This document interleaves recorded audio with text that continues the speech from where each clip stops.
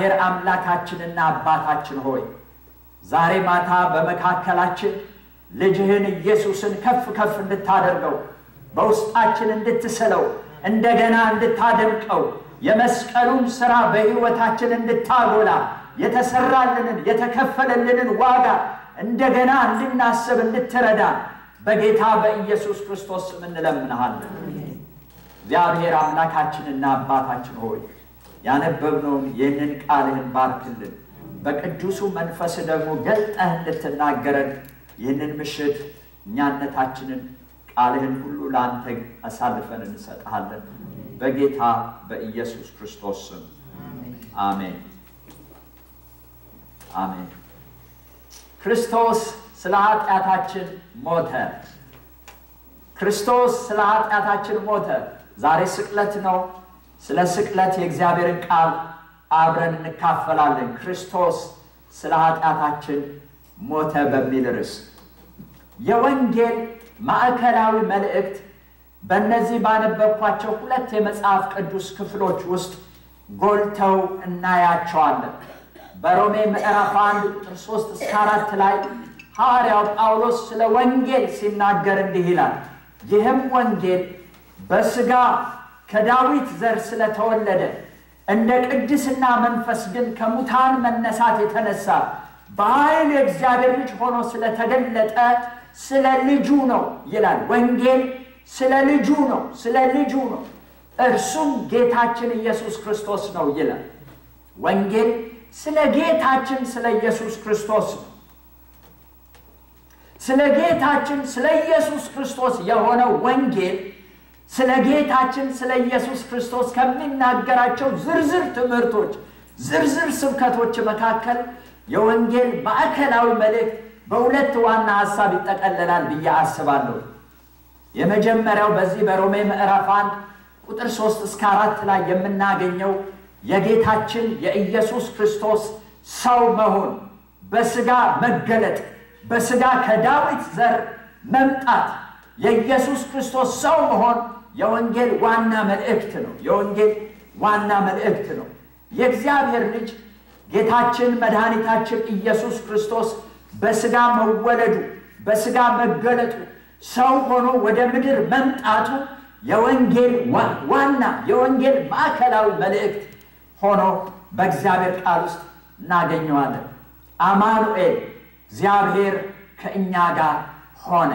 እግዚአብሔር ከእኛ ጋር የሆነው በጌታችን በኢየሱስ ክርስቶስ ሰው መሆን ምክንያት በክርስትና በዓላት ውስጥ ከምናከብራቸው በዓላት ትልቁና አንዱ በዓላችን ክሪስማስ ነው። የጌታችን የኢየሱስ ክርስቶስ የልደት በዓል። ይህ በዓል ጌታችን ኢየሱስ ክርስቶስ ሰው ሆኖ ወደዚህ ምድር የመጣበት በዓል። ስለዚህ ሁሌ ልናስበው ሁሌ ልናከብረው በክርስትና ሕይወታችን ውስጥ የእምነታችን ዋና ልናደርገው ከሚገባን መሰረታዊ የክርስትና ትምህርቶች መካከል የክርስቶስ ሰው መሆን አንዱ። ዛሬ የምናከብረው ሁለተኛው የወንጌል ማዕከላዊ ሐሳብ የተጠቀለለበት ዋናው ክፍል የኢየሱስ ክርስቶስ ሞትና ትንሣኤ። የኢየሱስ ክርስቶስ ሞትና ትንሣኤ ሰው ሆኖ በሥጋ የተገለጠው አምላክ የሆነው እግዚአብሔር ወልድ ጌታችን ኢየሱስ ክርስቶስ ሰው ሆኖ መምጣት ያስፈለገበትን ዋና ዓላማ ለመፈጸም በምድር ላይ ያከናወናቸው በርካታ ልዩ ልዩ አገልግሎቶች አሉ። እነዚህን አገልግሎቶች እነዚህን ተግባራት ሁሉ ጠቅልሎ የያዘ የወንጌል ዋና መልእክት ከሆነው የክርስትና መሰረት ከሆነው ከሁለቱ ዋና ሐሳቦች መካከል አንደኛው ደግሞ የጌታችን የኢየሱስ ክርስቶስ ሞትና ትንሣኤ። ክብር ለእግዚአብሔር ይሁን። የወንጌል ዋና መልእክት በእነዚህ ሁለት ሐሳቦች ይጠቀለላል። ኢየሱስ ክርስቶስ ሰው ሆኖ ወደዚህ ምድር መጣ። ኢየሱስ ክርስቶስ ስለ ኃጢአታችን ሞቶ ተነሳ። የጌታ የእግዚአብሔር ስም የተባረከ ይሁን። ሐዋርያው ቅዱስ ጳውሎስ በዚህ ባነበብነው በአንደኛ ቆሮንቶስ ምዕራፍ 15 ቁጥር 3 እና 4 ላይ እንደዚህ ብሎ ይናገራል። እኔ ደግሞ የተቀበልኩትን ከሁሉ በፊት አሳልፌ ሰጠኋችሁ እንዲህ ብዬ መጽሐፍ እንደሚል ክርስቶስ ስለ ኃጢአታችን ሞተ ተቀበረ መጽሐፍም እንደሚል በሶስተኛው ቀን ተነሳ ይላል። በሶስተኛው ቀን ተነሳ። እኔ የተቀበልኩትን የሰበኩላችሁን ወንጌል እሱን እንደገና አሳስባችኋለሁ። የተቀበልኩት ለእናንተ የሰበኩላችሁ ወንጌል መጽሐፍ እንደሚል ክርስቶስ ስለ ኃጢአታችን ሞተ ተቀበረ መጽሐፍ እንደሚል በሶስተኛው ቀን ተነሳ ይላል። እግዚአብሔር የተባረከ ይሁን። ሐዋርያው ጳውሎስ ስለ ተቀበለው ወንጌል ሲናገር በገላትያ ምዕራፍ 1 ቁጥር 12 ላይ እንዲህ ብሎ ይናገራል። ኢየሱስ ክርስቶስ ገልጦልኛል እንጂ እኔ ከሰው አልተቀበልኩትም አልተማርኩትምም። ለእናንተ የሰጠኋችሁ ወንጌል ክርስቶስ የገለጠልኝ ነው። እርሱ የገለጠልኝ ነው። ክርስቶስ የገለጠልኝን ወንጌል ለእናንተ እሰጣችኋለሁ እንዲህ ብዬ መጽሐፍ እንደሚል ክርስቶስ ስለ ኃጢአታችን ሞተ ተቀበረ በሶስተኛው ቀን ተነሳ። እግዚአብሔር የተባረከ ይሁን። የወንጌል ዋና መልእክት የኢየሱስ ክርስቶስ ሞትና ትንሣኤ። ወንድሞች ሆይ ይህንን ወንጌል አሳስባችኋለሁ ይላቸዋል። እኔም ዛሬ በእግዚአብሔር ቃል የጌታችን የኢየሱስ ክርስቶስን የስቅለትና የትንሣኤ በዓል ልናስብ ተሰብስበን በምናከብርበት በእነዚህ ፕሮግራሞቻችን ደጋግመን ልናውጀው የሚገባን ልናስታውሳችሁ የሚገባን ልናሳስባችሁ የሚገባን የወንጌል ትልቁ መልእክት መጽሐፍ እንደሚል ክርስቶስ ስለ ኃጢአታችን ሞተ የሚል ነው። እግዚአብሔር የተባረከ ይሁን። ወንጌልን በውስጣችሁ አቀጣጥላለሁ። ወንጌልን በውስጣችሁ አነሳሳለሁ። የክርስቶስን ሞትና ትንሣኤ አውጃለሁ። መጽሐፍ እንደሚል ክርስቶስ ስለ ኃጢአታችን ሞተ። ሐዋርያው ጳውሎስ ይህንን ወንጌልን አስቀድሞ ለሰበከላቸው ጌታን ለሚያምኑ በብዙ መንፈሳዊ በረከትና ልምምድ ውስጥ ላሉ ለክርስቲያኖች ለጌታ ልጆች አሳስባችኋለሁ ብሎ እንደገና ወንጌልን ሲያሳስባቸው እንመለከታለን። በዚህ በድጋሚ ማሳሰቢያው ወንጌልን ሲያሳስባቸው ከተናገራቸው መልእክት ውስጥ በዚህ ማታ ስለ ወንጌል ጥቂት ሐሳቦችን አብረን እንካፈላለን። በዚህ ክፍል ውስጥ ሐዋርያው ጳውሎስ ወንጌል አሳስባችኋለሁ ወንጌልን አሳስባችኋለሁ ብሎ ስለ ወንጌል የሚናገረው ስለ ክርስቶስ ሞትና ትንሣኤ። ወንጌል የክርስቶስ ሞትና ትንሣኤ። ስለዚህ ወንጌል እያልን ከዚህ በኋላ ስንሰማ ስለ ክርስቶስ ሞትና ትንሣኤ እንድታስቡ እፈልጋለሁ ዛሬ ማታ። ስለዚህ ስለ ክርስቶስ ሞትና ትንሣኤ ስለ ወንጌል የሚናገራቸውን ነገሮች በአራት ነጥቦች አብረን እንድናይ በዚህ ማታ እፈልጋለሁ። የመጀመሪያው ወንጌል የሐዋርያት የስብከታቸው ማዕከል። ወንጌል የሐዋርያት የስብከታቸው ማዕከል።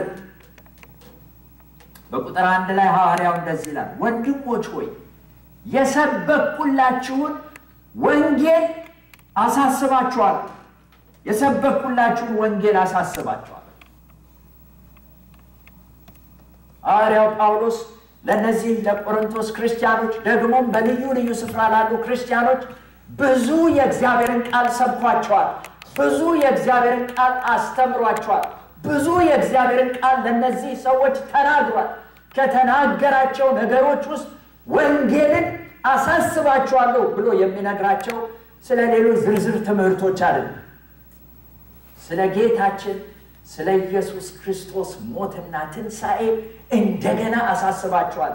እንደገና አሳስባችኋል። እንደገና አስታውሳችኋል። በምን ቃል እንደሰበኩላችሁ እንደገና አሳስባችኋል። ወንጌል የሐዋርያት የወንጌል ስብከታቸው ማዕከል የሆነው የጌታችን የኢየሱስ ክርስቶስ ሞትና ትንሣኤ።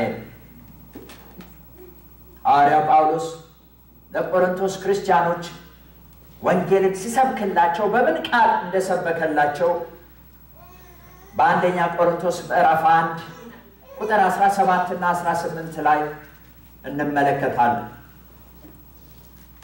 እንደዚህ ይላል ሐዋርያው በምዕራፍ 1 አንደኛ ቆሮንቶስ ቁጥር 17 ለማጥመቅ ክርስቶስ አላከኝምና ወንጌልን ልሰብክ እንጂ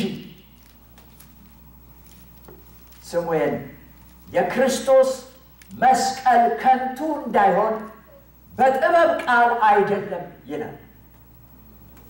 ወንጌልን እንድሰብክ ክርስቶስ ልኮኛል። ይኸው የክርስቶስ መስቀል ከንቱ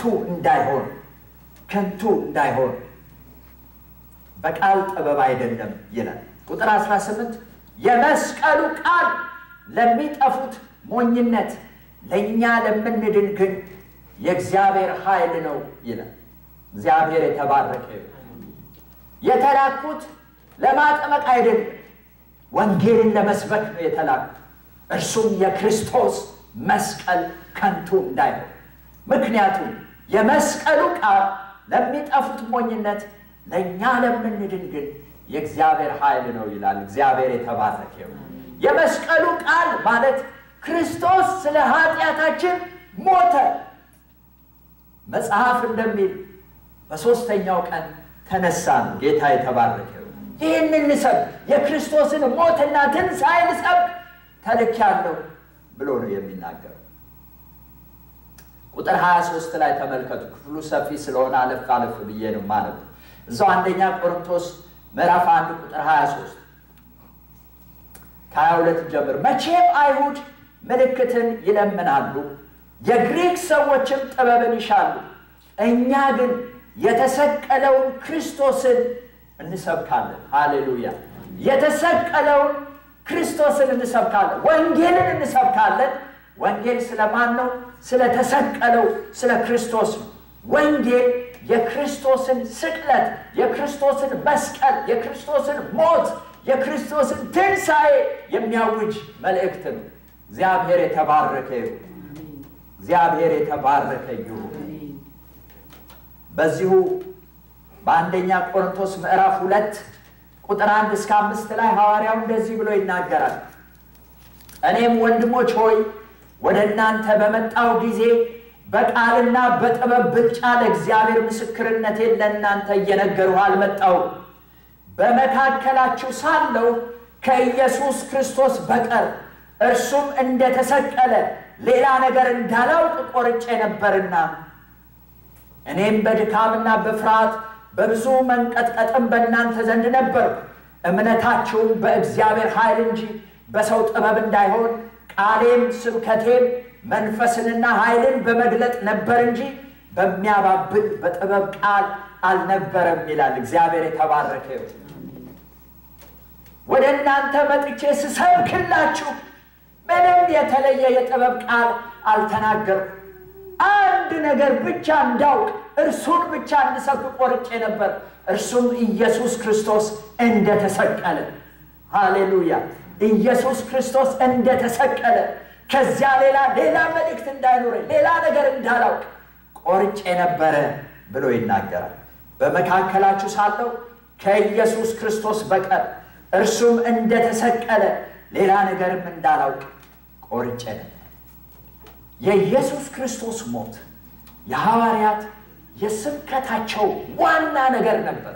የመልእክታቸው ዋና ሐሳብ ነበር። ብዙዎቻችን የምንወደው የሮሜ መልእክትም ክፍል ይህንን ነው የሚናገረን። በዚህ ጊዜ ይህንን ቃል እናነበው ግድ ነው። ሮሜ ምዕራፍ 5 ቁጥር 6 እስከ 10 የእግዚአብሔር ቃል እንደዚህ ይላል። ገና ደካሞች ሳለን ክርስቶስ ዘመኑ ሲደርስ ስለ ኃጢአተኞች ሞቷልና፣ ስለ ጻድቅ የሚሞት በጭንቅ ይገኛልና፣ ስለ ቸር ሰው ግን ሊሞት እንኳ የሚደፍር ምናልባት ይገኝ ይሆናል። ነገር ግን ገና ኃጢአተኞች ሳለን ክርስቶስ ስለኛ ሞቷልና እግዚአብሔር ለኛ ያለውን የራሱን ፍቅር ያስረዳል። ይልቁንም እንግዲህ አሁን በደሙ ከጸደቅን በእርሱ ከቁጣው እንድናለን። ጠላቶች ሳለን ከእግዚአብሔር ጋር በልጁ ሞት ከታረቅን ይልቁንም ከታረቅን በኋላ በሕይወቱ እንድናለን ይላል። እግዚአብሔር የተባረከ ይሁን። ገና ኃጢአተኞች ሳለን ክርስቶስ ስለ ኃጢአታችን ሞቷልና፣ ገና ጠላቶች ሳለን ክርስቶስ ስለኛ ሞቷልና፣ ገና ደካሞች ሳለን ክርስቶስ ስለኛ ሞቷል። የወንጌሉ መልእክት ይሄ ነው ወገኖቼ። ኃጢአተኞች ለሆንን ለኛ ክርስቶስ ኢየሱስ በመስቀል ላይ ሞቷል። ደካሞች ለሆንን ለኛ፣ ጠላቶች ለሆንን ለኛ ክርስቶስ ስለኛ በመስቀል ላይ ሞቷል። የሰበኩላችሁን ወንጌል አሳስባችኋለሁ። መጽሐፍ እንደሚል ክርስቶስ ስለ ኃጢአታችን ሞተ፣ ተቀበረ። መጽሐፍም እንደሚል በሦስተኛው ቀን ተነሳ። ክብር ለኢየሱስ ይሁን። የወንጌል የእግዚአብሔር ቃል ማዕከላዊ መልእክት የክርስቶስ ኢየሱስ ሞትና ትንሣኤ። አክቹዋሊ ጌታ ኢየሱስ ክርስቶስ ከመሞቱ በፊት በምድር ላይ አገልግሎቱን ሲጀምር የመጀመሪያው አገልግሎቱ ደቀ መዛሙርትን መጥራት ነው። ደቀ መዛሙርትን ሲጠራ ጌታችን ኢየሱስ ክርስቶስ ዓላማው አንድ ነበር። ይህንን ሞቱን፣ ይህንን ትንሣኤውን፣ ይህን በመስቀል ላይ የሚሰራው ሥራ እርሱ ከሄደ በኋላ ለዓለም ሁሉ እንዲያውጁ መልእክተኞች አድርጎ ሊልካቸው፣ ለዚያ ትሬን ያደርጋቸው እንደነበረ የእግዚአብሔርን ቃል ስናጠና እናገኛለን። ወደ ዓለም ሁሉ ሂዱ፣ ወንጌልን ለፍጥረት ሁሉ ስበኩ ብሎ ሲልካቸው የወንጌሉ ዋና መልእክት ክርስቶስ ስለ ኃጢአታችን ሞተ የሚል ነው። እግዚአብሔር የተባረከ የምስራች የእግዚአብሔር ሰዎች፣ ክርስቶስ ስለ ኃጢአታችን ሞቷል። ክብር ለኢየሱስ ይሁን። ሁለተኛው ስለ ወንጌል ከዚህ ክፍል የምንመለከተው ወንጌል ሁሉም ሰው ሊቀበለው የተገባ እውነት፣ ሁሉም ሰው ሊቀበለው የተገባ እውነት። ሐዋርያው ጳውሎስ ወንጌልን ለተቀበሉ ለቆሮንቶስ ክርስቲያኖች ትክክል አደረጋችሁ፣ መቀበላችሁ ትክክል ነው፣ የተቀበላችሁትን ወንጌል እንደገና አሳስባችኋለሁ ይላቸዋል። ወንጌል ሲሰበክ ሊሰማ ብቻ አይደለም። ወንጌል ሲሰበክ የሰሙ ሁሉ እንዲቀበሉት የተገባ መልእክት ነው። እግዚአብሔር የተባረከ ይሁን። ሐዋርያት ለሰዎች ሁሉ የሰበኩት ወንጌል ዛሬም የእግዚአብሔር ሰዎች የምንሰብከው የምንናገረው የክርስቶስ ኢየሱስ ሞትና ትንሣኤ ዓለም ሁሉ ሊቀበለው የሚገባ እውነት። ሐዋርያው ጳውሎስ በአንደኛ ጢሞቴዎስ ምዕራፍ 1 ቁጥር 15 ላይ እንዲህ ብሎ ይናገራል። ኃጢአተኞችን ሊያድን ክርስቶስ ኢየሱስ ወደ ዓለም መጣ የሚለው ቃል የታመነና ሁሉም እንዲቀበሉት የተገባ ነው ይላል። እግዚአብሔር የተባረከ ይሁን። የታመነ ቃል፣ ሁሉም እንዲቀበሉት የተገባ ምን የሚለው ቃል? ክርስቶስ ኢየሱስ ኃጢአተኞችን ሊያድን ወደ ዓለም መጣ። ጌታችን ኢየሱስ ክርስቶስ ኃጢአተኞችን ሊያድን ወደ ዓለም መጥቶ ምንድነው ያደረገው ቢባል በጣም ብዙ ያደረጋቸው ነገሮች አሉ። የኢየሱስ ክርስቶስ ወደ ዓለም መምጣት መጥቶም ያደረጋቸውን ስራዎች ሁሉ ጠቅልሎ የሚይዝ ዋናው የወንጌል መልእክት ክርስቶስ ስለ ኃጢአታችን ሞተ፣ ደግሞ ተነሳ የሚል ነው። እግዚአብሔር የተባረከ ይሁን። እግዚአብሔር የተባረከ ይሁን። ወገኖቼ ስለ ክርስቶስ ወይም ስለ እግዚአብሔር ከእግዚአብሔር ቃል ብዙ ነገር ሰምተን ብዙ ነገር ተምረን የክርስቶስን ሞትና ትንሣኤ መቀበል ወይም ማመን አልቻለም። ወንጌልን አላመንም ማለት ነው። ወንጌልን አልሰማንም ማለት ነው። ወንጌል አልተነገረንም ማለት ወንጌልን አልተቀበልንም ማለት አልተቀበል የእግዚአብሔር ሰዎች ስሙ ወንጌልን ስንቀበል የምንቀበለው አንድ ትልቅ መልእክት ክርስቶስ ስለኔ ኃጢአት ሞቷል ክርስቶስ ስለኔ ኃጢአት ሞቷል ደግሞ ተነስቷል ክብር ለኢየሱስ ይሁን ሐዋርያት የሰበኩላችሁ ደግሞ የተቀበላችሁትን ወንጌል አሳስባችኋለሁ ብሎ ጳውሎስ ይናገራል ሊረሳ የማይገባው መልእክት ሁሉ ጊዜ ሊታሰብ ሁሉ ጊዜ ሊታወስ ሁሉ ጊዜ ሊከበር ሁሉ ጊዜ ሊታሰብ የተገባው ትልቅ የወንጌል መልእክት የክርስቶስ ሞትና ትንሣኤ ወገኖቼ ኢየሱስ ክርስቶስ ስለ ኃጢአታችን እንደሞተና እንደተነሳ ሁሉ ጊዜ እናስብ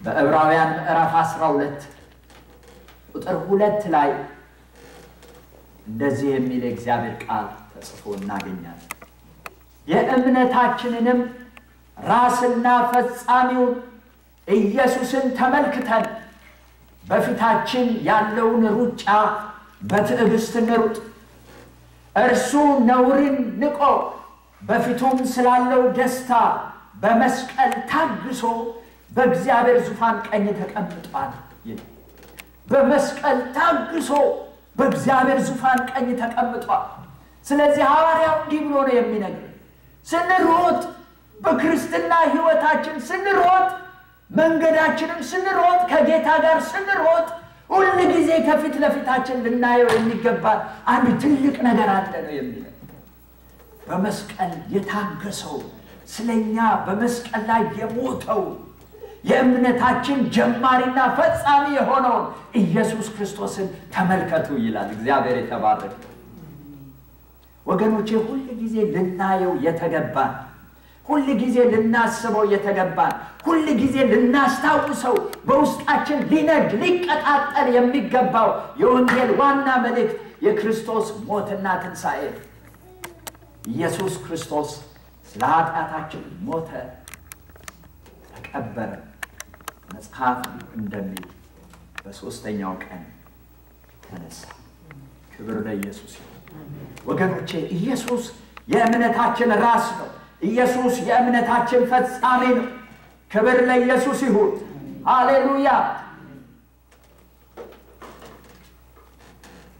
በዚህ ወንጌል ሁሉ ጊዜ ልናስበው የሚገባ ሁሉ ጊዜ ልንይዘው የሚገባ ልንቀበለው ሁሉ ጊዜ ከኛ ዘንድ ሊኖር የሚገባ መልእክት ነው ክብር ለእግዚአብሔር ይሁን ሶስተኛው ስለ ወንጌል የምናየው ሐሳብ በዚህ ክፍል ውስጥ እንዲህ የሚል ነው ወንጌል የተቀበሉት ሁሉ ሊቆሙበት የሚገባ እውነት የተቀበሉት ሁሉ ሊቆሙበት የሚገባ እውነት ወንጌል የሐዋርያት የስብከታቸው ማዕከል ነው ወንጌል የሰሙት ሁሉ ሊቀበሉት ይገባል ወንጌል የተቀበሉት ሁሉ ምን ሊሆኑበት ይገባል ሊቆሙበት የሚገባ እውነት ነው እነዚህን ሰዎች አሳስባችኋለሁ ሲላቸው እንደዚህ ነው የሚለው ወንድሞች ሆይ የሰበኩላችሁ ደግሞ የተቀበላችሁትን በእርሱም ደግሞ የምትቆሙበትን ወንጌል አሳስባችኋለሁ እግዚአብሔር የተባረከ ወገኖቼ ወንጌል የክርስትናችን ፋውንዴሽን ነው ማለት የምንቆምበት ተደላድለን ተመስርተን የምንቆምበት የእግዚአብሔር ቃል እውነት ክርስቶስ ስለ ኃጢአታችን ሞተ ደግሞ ተነሳ የሚል ነው እግዚአብሔር የተባረከ ይሁን እግዚአብሔር የተባረከ ይሁን ወገኖቼ ሆይ የተሰበከልን ወንጌል ክርስቶስ ስለ ኃጢአታችን ሞተ ደግሞ ተነሳ ይሄ ለዘላለም የማይለወጥ እውነት ለዘላለም የማይለወጥ እውነት ነው እግዚአብሔር የተባረከ ይሁን ኢየሱስ ክርስቶስ ስለ ኃጢአታችን ሞቷል ደግሞም ተነስቷል ይህ እውነት ለዘላለም እውነት ነው አሜን በሉ ባካችሁ ለዘላለም እውነት ነው የማይሻር እውነት ነው የማይለወጥ እውነት ነው ዘመን ይቀየራል ቴክኖሎጂ ይቀየራል ብዙ እውነት የተባሉ ነገሮች ይቀየራሉ የማይቀየር የማይሻር እውነት ክርስቶስ ስለ ኃጢአታችን ሞተ ደግሞም ተነሳ የሚል ነው ሃሌሉያ አሜን ስለዚህ በዚህ እውነት ልንቆም ያስፈልገናል ዛሬ በጣም የሚያሳዝን ነው ባለንበት በምንኖርባት በዚህ ምድር በሌሎችም ሀገሮች መስቀል የክርስቶስ መስቀል ነገር በጣም የሚገርም ነው መልእክቱ ብቻ አይደለም ሳይኑ እንኳን እንዲሻር ሰዎች የማያደርጉት ነገር የለም ታውቃላችሁ እዛ ጋር ያለው መስቀል ይውረድ እዚህ ጋር መስቀል አንፈልግም መስቀል ማየት አንሻ የሚሉ በጣም ብዙ የመስቀሉ ጠላቶች እየተነሱ ያሉበት ዘመን ዛሬ በፌስቡክ በተለያዩ መገናኛ ብዙሃን የምታዩት ነገር እዛ ሀገር ከቤተ ክርስቲያን ጣራ ላይ መስቀል ሲነሳ ከሆነ ስፍራ መስቀል ሲነሳ ጀስ መስቀል ሳይ በዚህ በእንጨት ወይም በብረት ወይም በድንጋይ ወይም በተለያየ ቅርጽ በተሰራ የመስቀል ምልክት ምክንያት የክርስቶስ ሞትና ትንሣኤ ነገር እንዳይወሳ እንዳይነገር እንዳይተረክ ታሪኩን ለማጥፋት ዛሬ ዓለም ብዙ ጥረት እያደረገች ያለችበት ዘመን ይሁን እንጂ በእግዚአብሔር ቃል ለዘላለም የማይሻር ለዘላለም የማይለወጥ እውነት የሆነ የወንጌል መልእክት ቢኖር ኢየሱስ ክርስቶስ ስለ ኃጢአታችን ሞተ ደግሞም ተነሳ ሃሌሉያ አይለወጥም ክብር ለኢየሱስ ይሁን ከዚህ የወንጌል እውነት የሚያናውጡን በዚህ እውነት ጸንተን እንዳንቆም የሚያደርጉን ብዙ ፈተናዎች በዚህ ዘመን ቢኖሩ የወንጌሉ እውነት ግን አይለወጥም ኢየሱስ ክርስቶስ ስለ ኃጢአታችን ሞተ ሃሌሉያ በጣም የሚገርም ነው ወንጌል የሚመስሉ የእግዚአብሔር ቃል የሚመስሉ ብዙ ትምህርቶች የወንጌሉን ማዕከላዊ መልእክት የክርስቶስን ሞትና ትንሣኤ ወደ ጎን አድርገው ሌላ ነገር እያስተማሩን ያለበት ዘመን ትኩረታችን ከክርስቶስ ፍቅር ከመስቀሉ ሥራ ውጪ እንዲሆን የሚያደርጉ ወንጌል ያልሆኑ ግን ብዙ ወንጌል የሚመስሉ ነገሮች እንዳሉ ታውቃላችሁ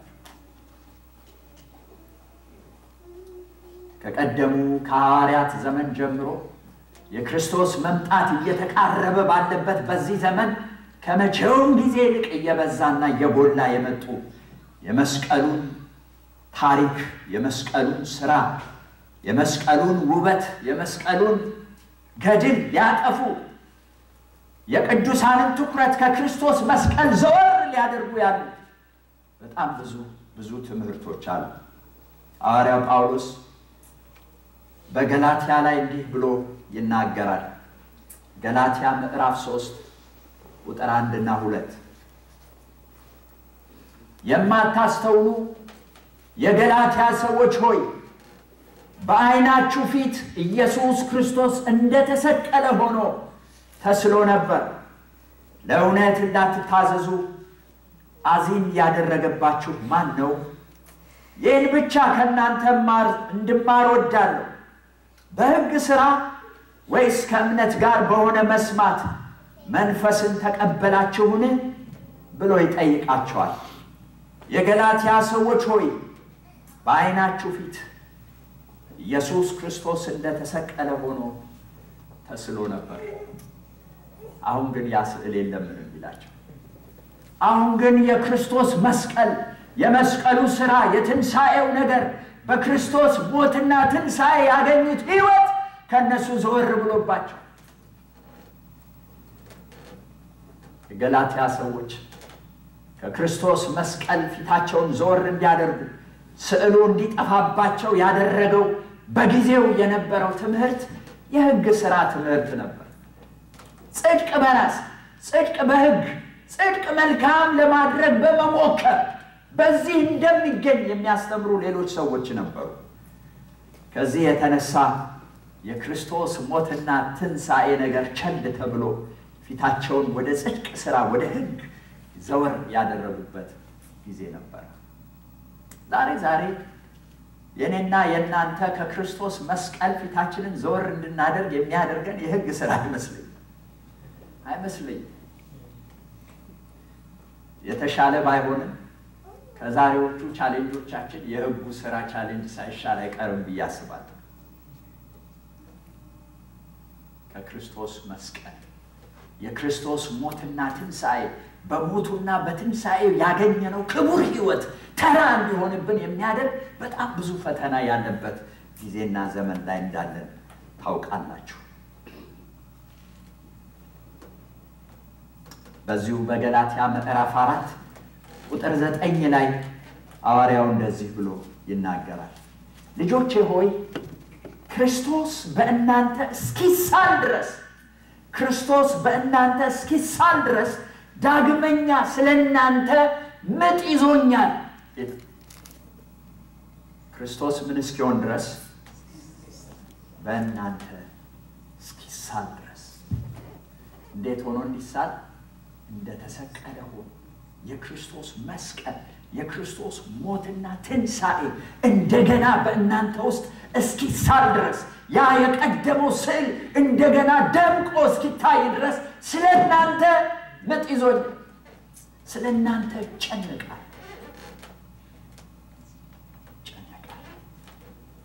ወገኖቼ የወንጌሉ እውነት የክርስቶስ ሞትና ትንሣኤ ነገር አይጥፋብን። የክርስቶስ ሞትና ትንሣኤ ያ የመስቀሉ ስዕል ከውስጣችን አይጥፋ፣ አይደብዝዝ፣ አይሻር፣ አይለወጥ።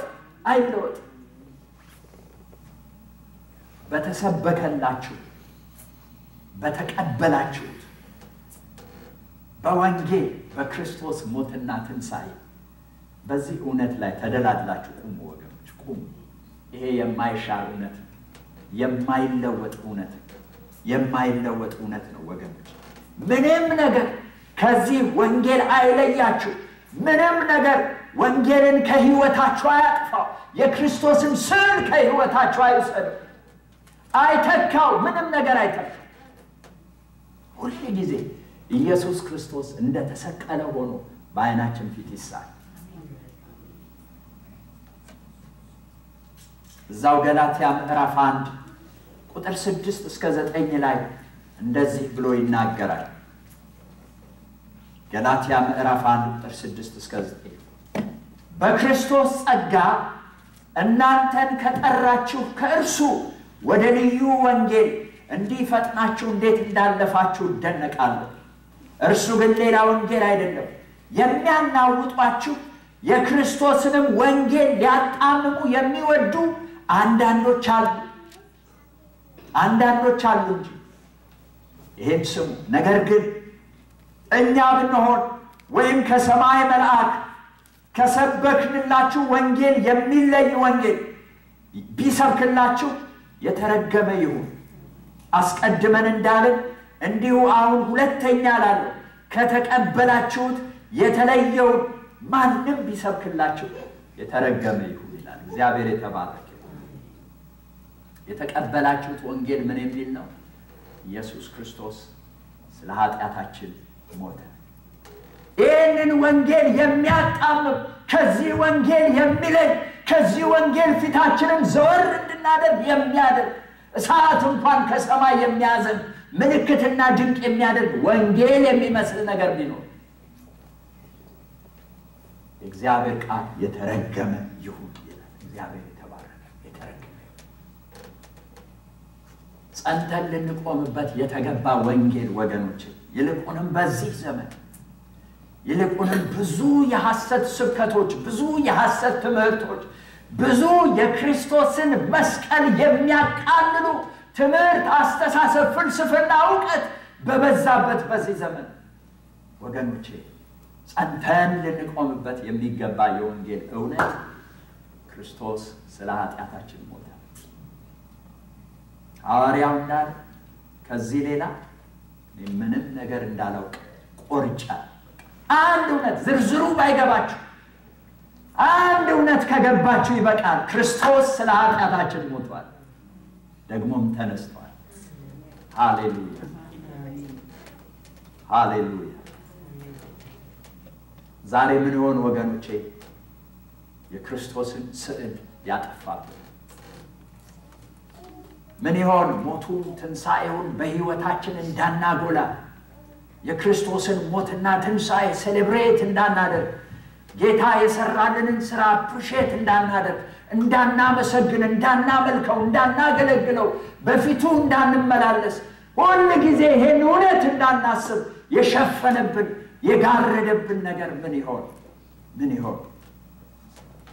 ክርስቶስ በሕይወታችን የሰራውን ትልቁን የማዳን ሥራ የመስቀል ሥራ ቸል እንድንል ያደረገን ምን ይሆን ወገኖቼ?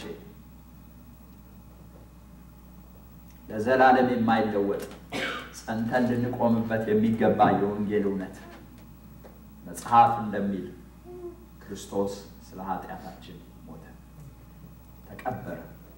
መጽሐፍ እንደሚል በሦስተኛው ቀን ተነሳ። ድሮ የሚዘመር አንድ መዝሙር ነበር። እናምናለን በመስቀሉ እንቆማለን በወንጌሉ ሕያው ሆኖ ይሰራል አልተለወጠም ቃሉ። ሃሌሉያ። ትዝ ይላችኋል? እናምናለን በመስቀሉ እንቆማለን በወንጌሉ ሕያው ሆኖ ይሰራል አልተለወጠም ቃሉ። እናምናለን በመስቀሉ እንቆማለን በወንጌሉ ሕያው ሆኖ ይሰራል አልተለወጠም ቃሉ። እናምናለን እናምናለን በመስቀሉ እንቆማለን በወንጌሉ ሕያው ሆኖ ይሰራል አልተለወጠም ቃሉ። ሃሌሉያ ሃሌሉያ። የወንጌሉ ቃል እርሱ ለዘላለም አልተለወጠም። ኢየሱስ ክርስቶስ ስለ ኃጢአታችን ሞተ፣ ተቀበረም። መጽሐፍ እንደሚል በሦስተኛው ቀን ተነሳ። ሃሌሉያ። ወገኖቼ በዚህ እውነት ቁሙ። ምንም ነገር ቢጠፋባችሁ ይሄ እውነት አይጠፋባችሁ። እግዚአብሔር ምንም አላደረገልኝም ብትሉ ያደረገላችሁን ይህንን ትልቅ የወንጌል እውነት አትርሱ። ኢየሱስ ስለ ኃጢአታችን ሞቷል። ክብር ለኢየሱስ ይሁን። ለዚህ ነው የስቅለትን በዓል ደስ ብሎን ሴሌብሬት እንድናደርግ ጌታ ያደረገልንን እንድናስብ እግዚአብሔር ይህንን ጊዜ ሰጠን። ክብር ለኢየሱስ ይሁን። አራተኛውና የመጨረሻው ስለ ወንጌል የምንመለከተው ሐሳብ ከወንጌል ውጪ ድነት የለም። ከወንጌል ውጪ መዳን የለም። መዳን የለም። ሐዋርያው ጳውሎስ እንዲህ ነው የሚላቸው፣ ወንድሞች ሆይ የሰበኩላችሁን ደግሞም የተቀበላችሁትን በእርሱም ደግሞ የቆማችሁበትን በእርሱም ደግሞ የምትድኑበትን ወንጌል አሳስባችኋለሁ ይላል። የምትድኑበትን ወንጌል አሳስባችኋለሁ። የወንጌል ዋና ግብ፣ የወንጌል ዓላማ ሰዎችን ማዳን፣ ሰዎችን ማዳን። በእርሱም ደግሞ የምትድኑበትን ወንጌል አሳስባችኋለሁ። አዲሱ መደበኛ ትርጉም ቁጥር 2 እንዲህ ብሎ ነው የሚናገረው፣ የሰበኩላችሁን ቃል አጥብቃችሁ ብትይዙ፣ የሰበኩላችሁን ቃል አጥብቃችሁ ብትይዙ በዚህ ወንጌል ትድናላችሁ ይላል። በዚህ ወንጌል ትድናላችሁ፣ አለዚያ ማመናችሁ ለከንቱ ነው ይላል። ማመናችሁ ለከንቱ። ወገኖቼ ለከንቱ አላመንም። ክብር ለኢየሱስ ይሁን። ለከንቱ አላመንም። ለከንቱ ይሄንን ወንጌል አጥብቀን አንይዘው። ምክንያቱም ወንጌል ያድናል። መዳን በወንጌል ምንድነው? ወንጌል ኢየሱስ ክርስቶስ ስለ ኃጢአታችን ሞተ፣ ተቀበረ፣ መጽሐፍ እንደሚል በሶስተኛው ቀን ተነሳ። ሃሌሉያ ወገኖቼ ድነታችን ሲጀምርም ሲጨርስም በወንጌል ነው። በወንጌል ሐዋርያው ጳውሎስ ወንጌልን ለተቀበሉ ሰዎች ነው የሚጽፍላቸው።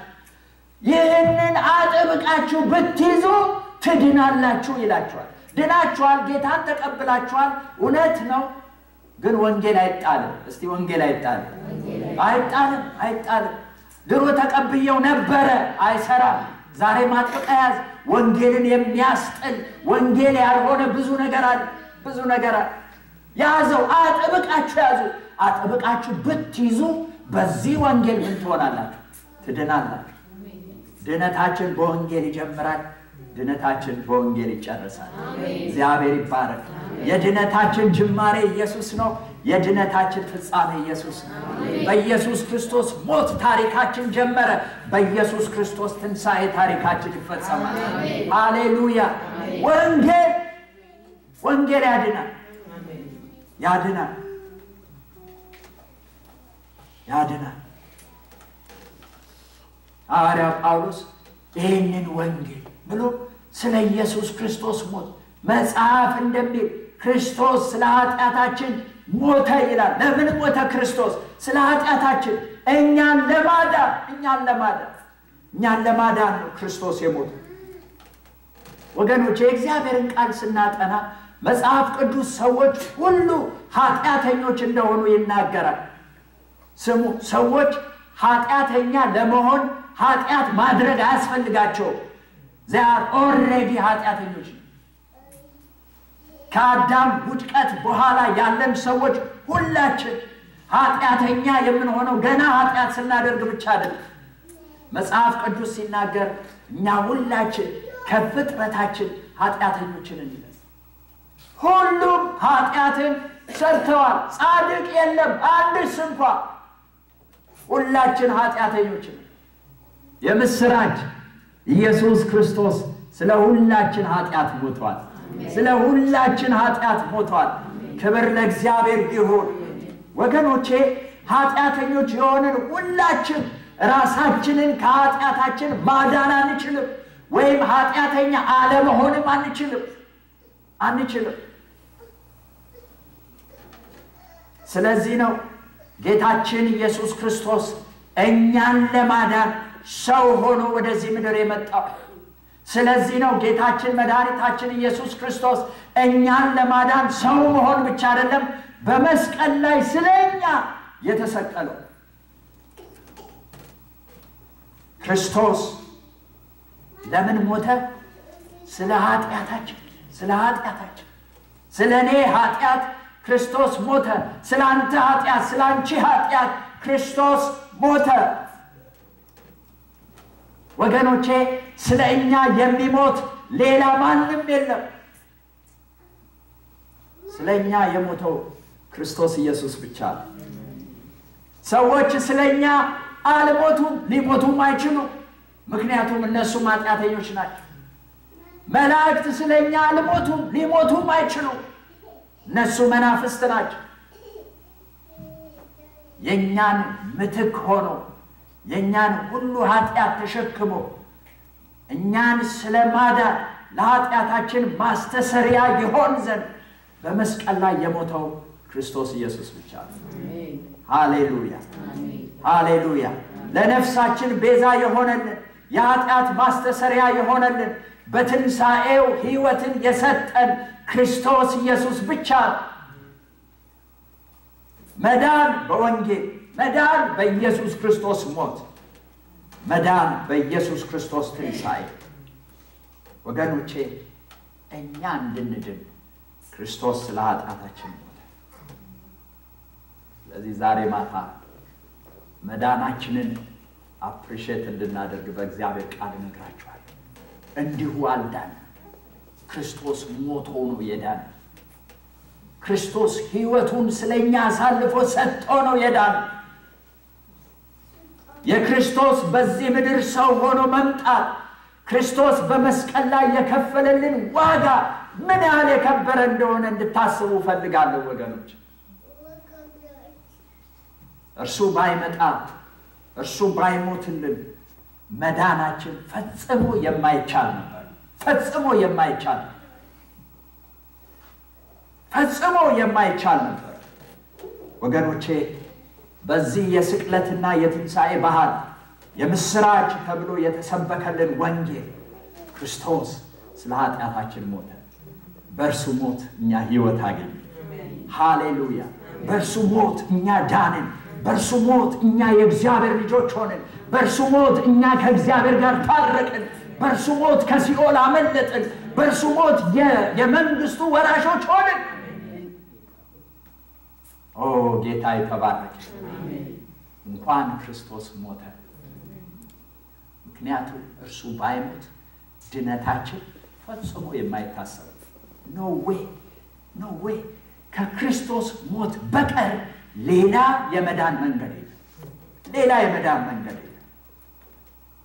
ኢየሱስ ክርስቶስ ስለ ኃጢአታችን ሞተ፣ ተቀበረ።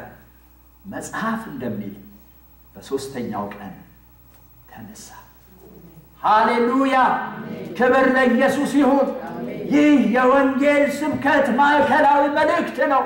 ሐዋርያት የሰበኩት ነፍሳቸውን ለሞት አሳልፈው እስኪሰጡ ድረስ የታመኑለት የወንጌል እውነት ወገኖቼ፣ ይህ ሰዎች ሁሉ ሊቀበሉት የተገባ፣ ሰዎች ሁሉ ሊሰሙት የተገባ የወንጌል እውነት፣ ይህ የተቀበሉት ሁሉ ጸንተው ሊቆሙበት የተገባ የወንጌል እውነት፣ ይህ የነፍሳችንን ድነት ያገኘንበት የወንጌል እውነት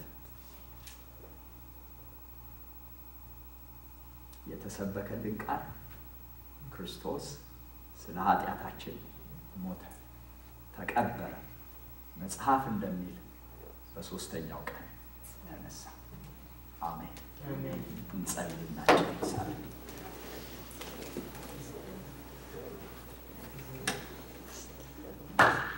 ሃሌሉያ!